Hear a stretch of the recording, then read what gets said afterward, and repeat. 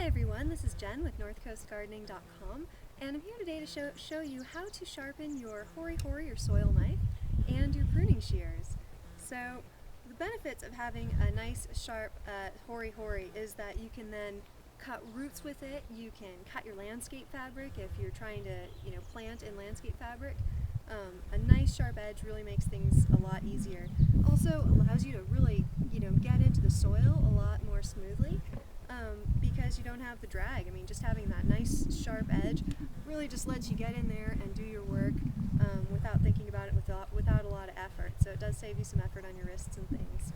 When you're pruning, sharp pruning shears really reduce repetitive stress injuries. It really reduces the strain on your wrists if you're just cutting through things like butter, and it makes pruning so much more fun. If you're just laboring over every little stem, I mean, to me, it sort of takes the joy out of pruning if I have to worry about that. So here's how to sharpen. I use a little tool called a Speedy sharp. Now I used to use a file, and you can use a file or a sharpening stone. Those work just fine. They take a little bit longer, and the benefit of the Speedy sharp is it's a little bit smaller, so especially with pruning shears, loppers, things like that, you can fit into the small angles of their blades a little bit better than you can with like a big sharpening stone or a file that's a little bit thicker. So Speedy sharps, awesome. I'll show you first how to sharpen your soil knife. And what you want to do is you want to notice the blade that you have on your soil knife, notice the angle on it, and take your Speedy sharp or your file, and you'll notice on the Speedy sharp there is a sharpening side that has kind of a little ridge right there. So you've got the sharpening side and then you've got the honing side, and the honing side just sort of cleans things up. Honestly, I don't use it that often. I'm not that fussy of a pruner. The sharpening side seems to do quite a fine job. So what you do is you notice this angle, you set your Speedy sharp or your file or your sharpening stone at a 45-degree angle on that blade. So you can see it's at a nice 45-degree angle here. We're not setting it flat, nor are we setting it straight up and down. We're setting it this way so you can actually peel off basically just a small layer of metal. So what you do is you just go ahead and have it at that 45-degree angle and have it at the same angle as your blade. And you just run it down and use a little bit of pressure, but not too much. And you want to try and make a nice smooth motion. If you are really, using a lot of forcing, laboriously down your blade, it makes for a little bit of an uneven blade, and it's just kind of more effort than you need to put into it. So I try and go for a nice swift motion like that, and you'll know you're done because it'll sort of take off a layer of metal and you'll see where it's shinier and sharper. Now for a soil knife, this could take some time. You might actually be better off with a sharpening stone or something like this for a soil knife because you do have such a wide blade. But then when you're done, if you want to use the honing side, go for it. And that just sort of smooths out if you've made any burrs or ridges with the cutting side of your Speedy sharp. The honing side will just smooth that out. So with your pruning shears, the thing that you want to note is there's a flat side to the blade, and then there's a side to the blade that has this curve. And the side of the blade that has the curve is the side that also has your actual cutting blade. So none of this down here, none of this hook part does any cutting, and nothing on this side, this flat side, does any cutting. It's all right here. So it's the exact same concept.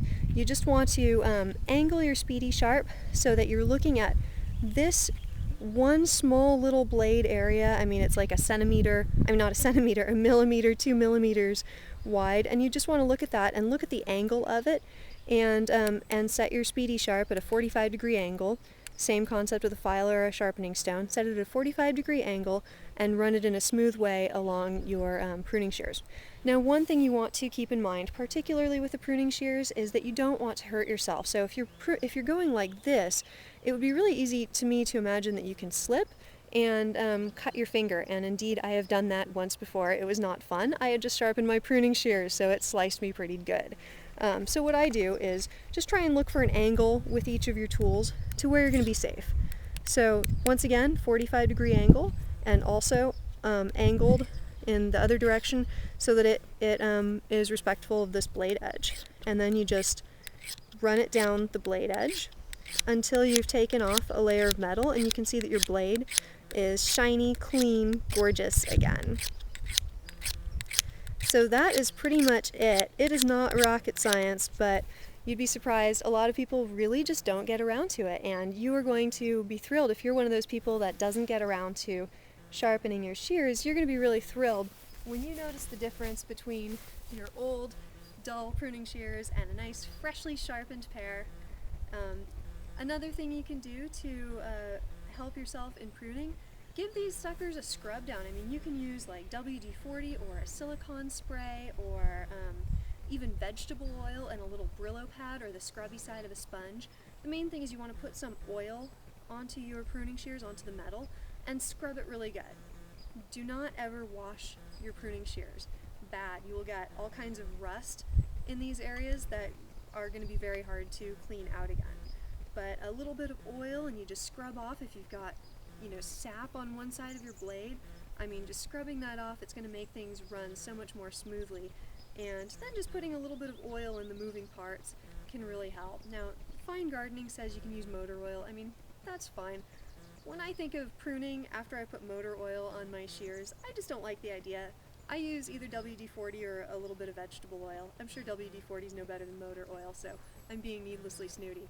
But, so those are some good tips. I hope that you've got the knowledge now to go out, either pick up a Speedy sharp or just unearth your file or your sharpening stone and give your tools a little bit of a sharpen up. Now, this is the same concept with loppers or any other kind of blade like this. You can even do it on your shovels. So, and that really helps, work things into the soil a lot smoother if you've got a nice sharp shovel. So, this has been Jen with NorthCoastGardening.com, showing you how to sharpen your pruning shears and your soil knife.